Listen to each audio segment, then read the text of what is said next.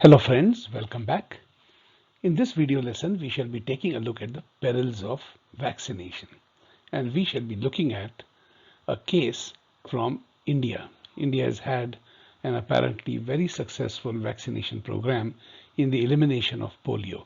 In fact, India has been free from polio since 2011. In other words, not a single case has been reported or detected.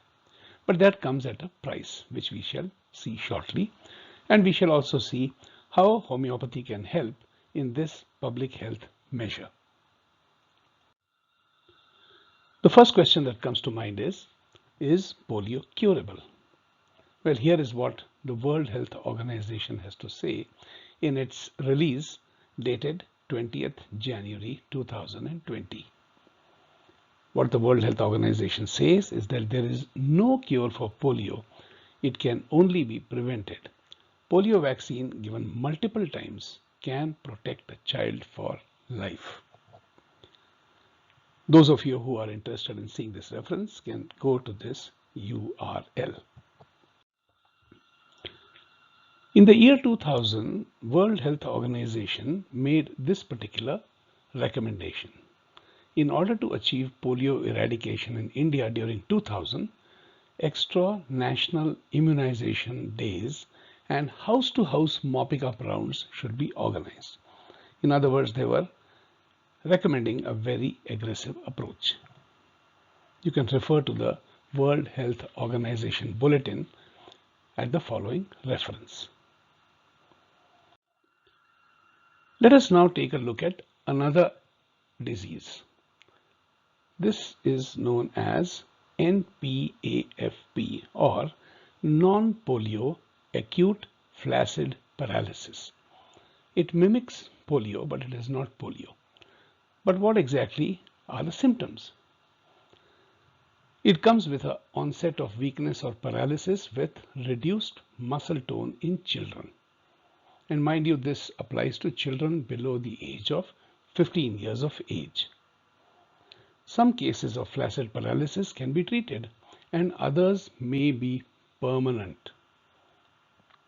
If it is left untreated, the person suffocates and dies due to paralysis of the muscles that control breathing. So it is indeed a very serious condition.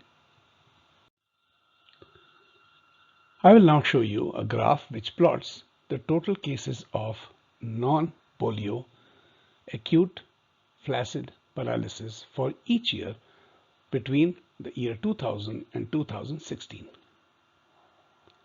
On the left side are the number of cases, and on the right side the vertical axis shows the incidence rate per 100,000.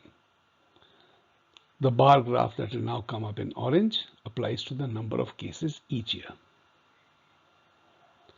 So you will notice that there has been a steady increase from the year 2000 all the way up to 2011, after which there has been a steady decline.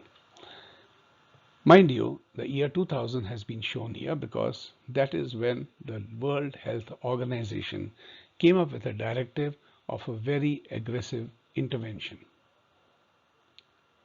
If we wish to look at the numbers in terms of the incidence rate for every 100,000 of population, the blue line plots that. As you can see, the rate in the year 2000 was less than 2 instances for every 100,000, and the rate steadily grew up, especially after the year 2000, all the way approaching 14 per 100,000, which is very, very alarming.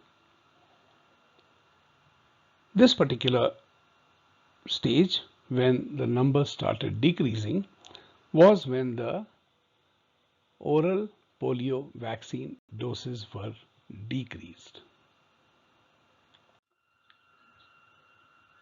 The paper concludes by saying that the frequency of pulse polio administration is directly or indirectly related to the incidence of NPAFP. That is a very damning conclusion. Those of you who wish to examine the papers in greater detail, here are two references which will give you all the details which have been summarized in the last few slides. Prophylaxis has been the center of attention of both the allopathic school of thought as well as homeopathy.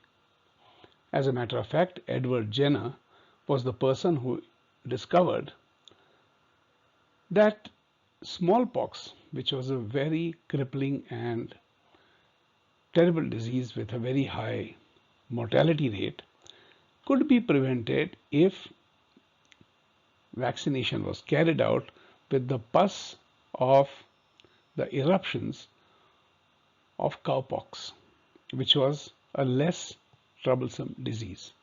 He discovered that, it is told to us anecdotally, when his milkmaid told him that those in the village who had contracted cowpox would not contract smallpox.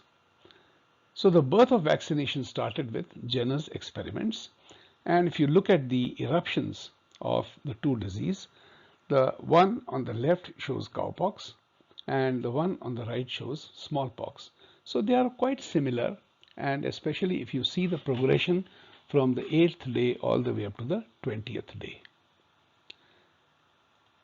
Samuel Hahnemann, the founder of homeopathy, was a contemporary of Edward Jenner, and he was very impressed with these findings. And he was already working on the idea that those substances which can cause similar symptoms will cure or prevent a disease. So his line of thinking was different from that of Edward Jenner, who went for inoculation. Samuel Hahnemann developed an entire system of treatment, or an entire medical system, which was based on using drugs that were potentized. We shall be learning more about this in this course. That brings me to the end of this presentation. So thank you very much for your attention, and till we meet in the next lesson, bye bye.